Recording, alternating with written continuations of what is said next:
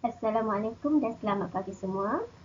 Baiklah, untuk pembelajaran bahasa Melayu hari ini, kita akan mengupas tentang novel Jejak Mampus. Okey, ini adalah novel kamu di tingkatan 2. Okey, novel ini ditulis oleh Zulaikha Paikon. Untuk hari ini kita akan mempelajari sinopsis keseluruhan novel Jejak Mampus. Jom bersama-sama cikgu kita baca sinopsis keseluruhan novel Jejak Mampus. Baiklah, novel ini mengisahkan tentang Zaha. Zaha seorang penuntut jurusan Biologi Fakulti Sains Hayat di Universiti Teknologi Malaysia. Dia begitu obses dengan dunia serangga sejak kecil lagi. Minat Zaha terhadap dunia serangga, terutamanya ulat bulu dan rama-rama, makin mendalam hingga dia membina sebuah makmal kecil di sebelah rumahnya. Ibu Zaha, Kristina, seorang guru, beliau sentiasa memberi galakan kepada Zaha untuk mengembangkan minatnya. Zaha seorang penuntut yang sangat berdedikasi. Zaha telah menerima banyak anugerah atas penyelidikan dan inovasi yang dijalankan bersama dengan pihak universiti. Terdapat pelbagai spesies ulat bulu yang dikumpulkan oleh Zaha di dalam makmalnya. Namun begitu, terdapat satu spesies yang paling disayangi oleh Zaha yang dinamakan pus-pus. Keadaan fizikal pus-pus yang lemah membuat Zaha risau. Zaha mengambil keputusan untuk ke Pulau Pisang bersama dengan Fikri dan Malcolm.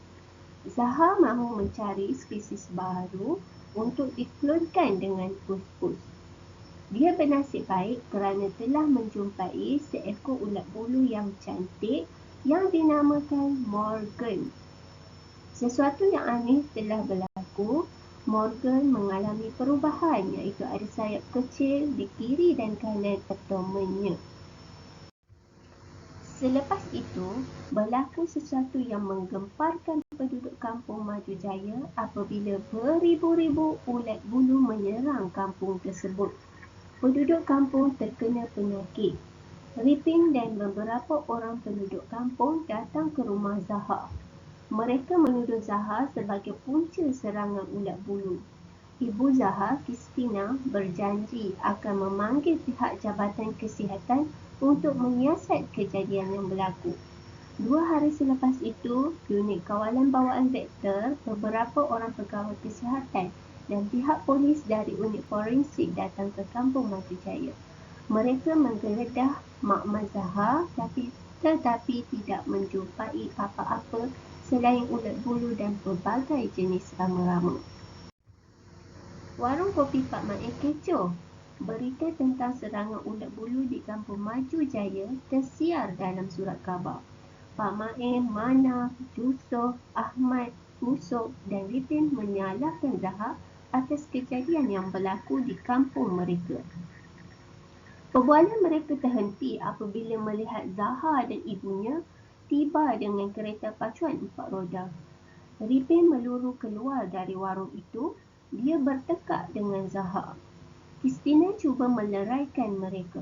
Kata-kata kesat Ripin terhadap Kristina membuat Zaha berasa amat marah. Pergaduhan antara Zaha dan Ripin berlaku. Ripin melibas pisau lipat ke badan Zaha. Pisau tersebut terkena bahu Zaha. Zaha dirawat di Hospital Pontian. Akhirnya, Zaha dibenarkan keluar dari hospital dan diberi cuti sakit selama seminggu. Zaha melayari internet dan membaca buku tentang ulat bulu. Zaha menemui jawapan dan penyelesaian bagi masalah yang melanda. Zaha mengajak Fikri menemaninya ke Pulau Pisang. Di Pulau Pisang, Zaha dan Fikri telah menjumpai beberapa ulat bulu yang mirip dengan spesies Morgan. Ulat-ulat bulu itu sedang makan daun hijau bersaiz lebar. Zaha yakin bahawa Morganlah penawar bagi serangan ulat bulu di kampungnya. Pada suatu malam, Zaha terpaksa mengorbankan Morgan. Keesokannya, selepas kuliah tamat, Zaha segera pulang ke rumah. Sewaktu masuk ke dalam makmal, Zaha panik kerana bahan uji kajinya botol beracun dan buku formulanya hilang. Zaha dan Fikri melakukan siasatan dan mendapati Ripinlah yang bertanggungjawab. Zaha dan Fikri ke balai polis untuk membuat laporan. Seminggu kemudian, Ripin ditangkap polis untuk membantu siasatan berhubung sedikit penjualan benih cambah sawit secara haram dan pemalsuan dokumen urusan niaga menggunakan logo Sandabi Plantation dan Felda Agriculture Service Sendirian Berhad FASSB. Kegiatan Ripin dan beberapa orang muda kampung terbongkar. Mereka didapati mengusahakan tapak benih cambah sawit secara haram. Semasa penggeledahan dibuat di store Ripin, pihak polis menjumpai bahan penting yang hilang seminggu yang lalu. Formula ciptaan Zaha akhirnya berjaya. Setelah dipatenkan, formula Zaha menjadi produk yang dikomersialkan dan diberi nama Mompus. Nama Mompus ialah gabungan antara dua ulat bulu Morgan dan Pus-Pus yang telah dijejaki sekian lama. Akhirnya, melalui proses eksperimen yang rumit, maka terhasillah racun serangga khusus untuk membunuh ulat bulu berintik hitam yang telah menyerang penduduk kampung Maju Jaya.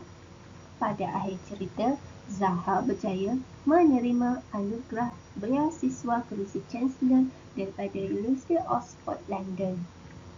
Majlis tersebut menjadi detik yang paling menggembirakan Zaha kerana anugerah tersebut disampaikan sendiri oleh ayahnya, Dr. Baharudin yang kini menjadi tenaga pengajar di universiti tersebut. Kegembiraan Zaha semakin bertambah apabila bapa yang sangat dirinduinya telah melamar ibunya semula. Serangan ulat bulu berintik hitam mempunyai hikmah yang tersembunyi. Mompus bukan sahaja menyelamatkan nyawa, tetapi telah menyambung hubungan sekian lama terputus. Baiklah, jadi kita dah baca keseluruhan sinopsis novel tersebut. Cikgu nak kamu cuba cerita semula kisah ini kepada adik-beradik kamu di rumah. Baiklah, untuk hari ini kita hanya belajar keseluruhan novel, sinopsis keseluruhan novel Jejak Mompus. Baiklah, itu sahaja untuk hari ini. Terima kasih. Jumpa lagi. Assalamualaikum.